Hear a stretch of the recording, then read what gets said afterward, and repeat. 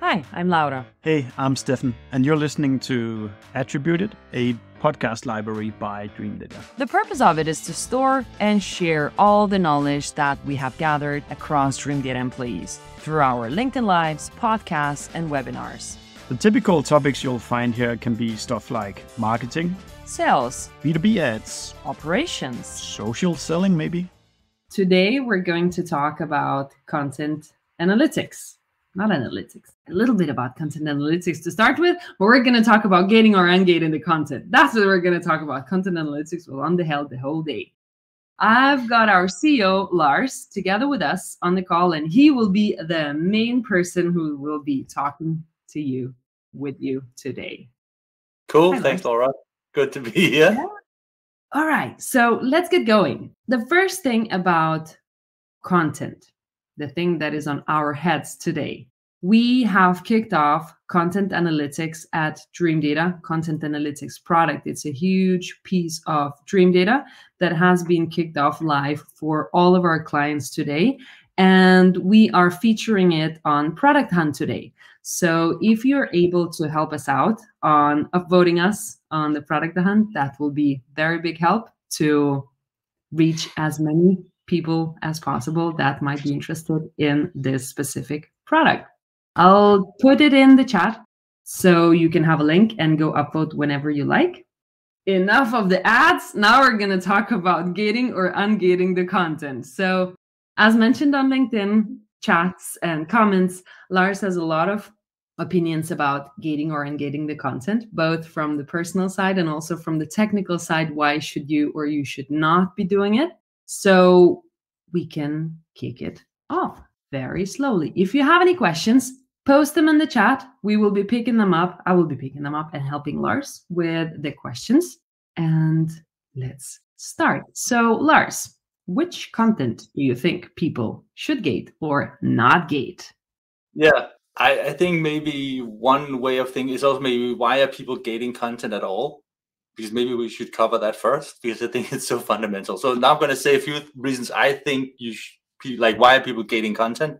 And then if people in the chat disagree or have other reasons for gating or ungating, just put it there and we'll try to bring it into the conversation. But I think one of the main sort of the whole discussion about gating, ungating going on in the marketing community at the moment, I think it's a lot about, you can say, lead gen versus demand gen, where gating your content is part of sort of a lead gen motion. And the way I think about that is that you're producing content that is attractive for people to read, and you put it behind a gate, get leads. Exactly. That's, I agree, Guillaume, that's right. So people are gating content so that they can get emails, and then some people will use them to run a nurture program. Some people will hand them off directly to sales and try to sell to them. And I think that is like a lead gen motion. And then what is often happening is that if you're doing, especially the part about sort of just directly handing things off to sales, then very often those leads are very crappy, right? Because basically me sort of wanting to read an article about the sort of field that you are an expert in doesn't really make me interested in buying your product. I might be, I might not be, but likelihood that I'm ready to buy your product is very low. But gating is sometimes done to sort of produce this flow of leads you can hand off to sales. Sometimes you keep those leads longer in marketing. You try to run maybe some email campaigns against it. You might have some idea that you can run automated emails against them and then keep a relationship going until these people might actually get into a position where they're interested in buying your product. I think those are some of the key reasons why you gate content. I can say one more reason for gating content is, you can say, not so much to get the email so that you communicate with the person, but if you want to get the email or an identifier of the person so that you know who it is that is looking at your content. I think that's a bit different. It's not necessarily meaning that you want to email them or that you want to call them or you want to sell to them. You just want to know that the person that got your content is actually this person. So that's another motivation for gating content. And of course, like it's different, right?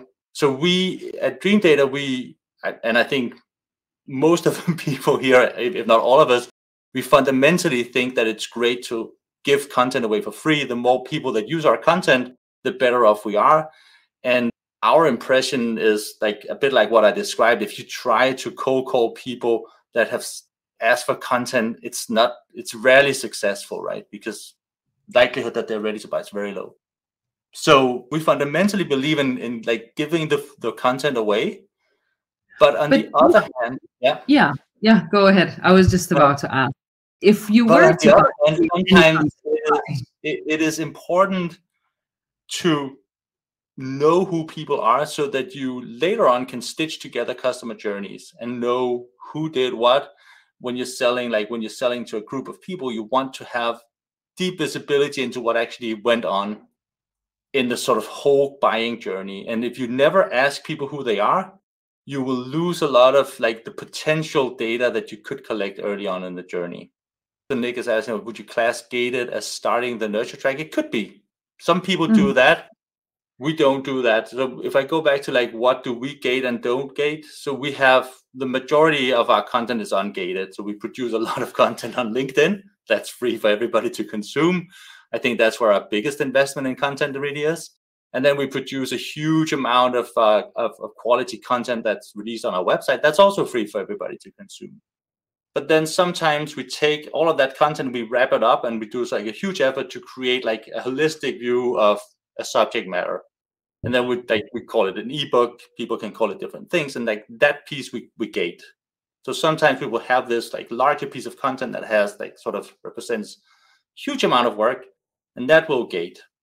I mean, of course, sort of the pros and cons is like if we didn't gate it, more people would definitely see it. But also if we didn't gate it, we would have much less visibility into sort of the early stages of our funnel of people thinking about buying a product. Yeah. And now you're touching a little bit about the cost of gating. So as I hear, the part of like early gating is that you earn the early customer journey to an understanding of an early customer journey. But what if you ungated everything? How would you be able to identify your prospects in the journey? How would you do that? Yeah, I think when you are, of course, you can connect dots in early customer journeys by other means than sort of knowing who people are from an email identification perspective. But of course, like things like offering early access to your product, or not early access, but instead of sort of just like doing a pure sales motion and then you can try the product, if you have the ability to give people access to your product early on, that also creates a lot of sort of identification of people interacting with you. And in that sense, I can see like if you can do that, it's more exciting because it's natural for people to give their email when they're signing up for a product or trying a product, or logging into a product. It's impossible to not give your email. There are definitely other ways of achieving this identification piece, but I do feel that high quality content, you can do that with it. And I see, like, of course, some companies gating a lot of content, but also like high quality companies that I admire and that I think are doing really well, they gate specific content pieces that are very valuable. I don't think it's, of course, you'll get, like somebody asked about fake form submissions, you'll get that. I don't know, in my mind, like a fake form submission is sometimes just expression that person actually not interested in buying. So, but maybe not a problem, right? Because it's actually just that person say, don't call me, don't do anything to me, don't interact with me at all. I just want your content and I want you to leave me alone. Yeah. And if you have some good quality content that you think you might like to gate, what is the cost of gating that content? You mentioned some of the things already is kind of, you might lose some of your prospects and so on, but what does it actually cost in time and customers or anything? I think it's very hard to answer unless you kind of try to do it. Yeah. I think if we went at Dreamdata and like there's a lot of our content we couldn't gate at all. So the LinkedIn content, I don't see how we could gate it. We could, of course, gate our blog posts. I think the cost of doing that would be that nobody saw it, and it would be just a huge waste. Hey, Camille, thanks. Whatever it is, that's great. Thanks, Camille. So that would be the cost of that. And of course, I think it's any company at any given time will be in some kind of position. Maybe you're gating a lot of content. Maybe you're gating nothing. Maybe you're gating a little bit like we're doing. And I think it's you can feel that you're in a good spot, but you can also feel that you want to go to in a different direction. Maybe you feel that you gated too much content and you feel, okay, maybe if I ungated some of this content, it would benefit the company. But how do you then convince, say you have a manager that you have to convince about ungating content because you believe that it's a good strategy? Oh, this one is good. Yeah. Yeah, for me, it's if you want to convince somebody about something, of course, you can try with arguments. Argumentation always works, and you can bring sort of good cases to the table and say, like, these people had good results. They have data to support it. I think what the strongest argument you can bring to the table, of course, is some kind of data that you produce in maybe some experiments. If you have a very good, like you want to ungate your content because you think that it's going to do these things to do it. Let's say, okay, if I ungate the content, more people will see it. And maybe I also believe that those people that see that content will go on to become customers. If I believe that. Okay, so if you can produce evidence of that, so maybe you can ungate a little bit of your content, and then you can produce evidence that, okay, more people actually see this content, and it also drives more business for a company, either as, say, pipeline or new business close won or whatever place you're measuring value in your funnel. If you can demonstrate that to a manager or a leader, I think if he doesn't or she doesn't respond to that, then I would consider sort of maybe you need to work in another place. Like if you're working in a company where you're not where the boss doesn't like data, I mean, this is opinion, right? But then it's not a good company. But if you can bring data to the table through experimentation and proof, I think that's the strongest, and not do everything at once, because like ungating everything at once, it's a huge risk, right? You have at your company something that works. You're growing 10% month on month or 8%, and that's good. And it's a function of all the things you do. And now you come and say, I'm going to change something fundamental in our way of doing things. And I don't really know from a data perspective what will happen. As a leader, I wouldn't like that. I would say, okay, can you sort of demonstrate that this will work at small scale? And then if it works, we can scale it up, right? That's a very good point. There's even a question about that, saying that, like, what are some pitfalls when companies move towards gating less content? What might be the pitfalls the companies might fall in? David has asked. I think so. For me, the biggest risk you do, like if you are the person in charge of content and now you want to ungate it. So before you produced some kind of value in the company, it might be debatable whether it was good or not, but you were generating emails that sort of represented some value in your company. Now you're getting rid of that, right? So now you have a challenge. You have to demonstrate value in a new way. So how are you going to prove, or at least sort of make very make it easy for people to understand that this is actually like the content you're producing is really driving revenue? So you need some way of connecting consumption of your content to revenue. And that can be super hard. Like consuming content on LinkedIn is notoriously practically impossible to track. Consuming content on your website and your own properties, that's easier to track. So at least like do yourself the favor, and everywhere where you can create some proof around sort of value of content, do it. Because otherwise there's a huge risk that you'll just be defunded, right? Because you're doing something that is working and now you're removing the proof, and all of a sudden somebody brings in proof of something else working. What are you going to do? I would say that's a huge risk. Yeah. Understand. There are some people asking for examples. Lars, do you have some examples where you were kind of surprised companies moving from gated to ungated, some of the things that you might have seen or experienced in your companies you worked at? I think the main thing is like our experience from our own content, but we never did a lot of gating. We always gave away, like practically we give away all our content for free, and then we repackage it into something where you have to pay with an email now and then. And I think that has worked really well for us. We have a lot of proven consumption of our content, and also we can tie that consumption of content into, we can see that the people that are looking at content and using our content, they are also the people that are later buying. Of course, there's also many people using the content that don't buy, but when we look at the people that buy our product, we can go back and we can see, oh, they actually looked at our blog. Oh, they actually read these blog posts. And sometimes we'll know that they also interacted with us on LinkedIn. Like I said, LinkedIn content consumption is like super hard to track. So I don't have a magic silver bullet for that, unfortunately. A lot of people would love that. Camille is asking, does it depend on the business model or the sales cycle of a company? If you have a quick sale versus an enterprise mid-market tool with longer sales cycles, would you choose to use gating differently?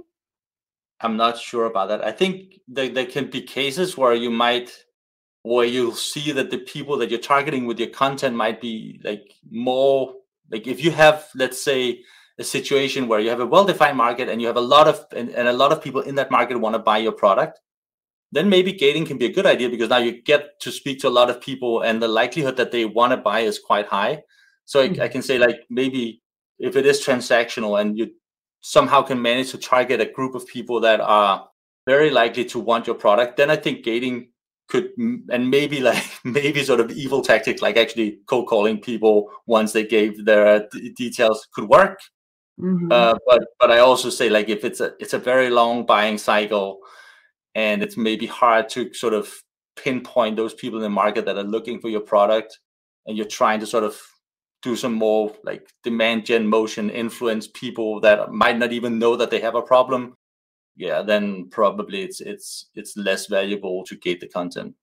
Cool. In terms of gates, there's a question how much information it's fair to ask for. Do you have opinions about that, Lars? I don't think you can define what is fair here. You can ask for whatever you need, what makes sense for you. Of course, like basically every time you add a question to a forum, the conversion will drop somewhat. Sometimes might drop 5%, sometimes might drop 10%, sometimes might drop 50% if you ask about their credit card.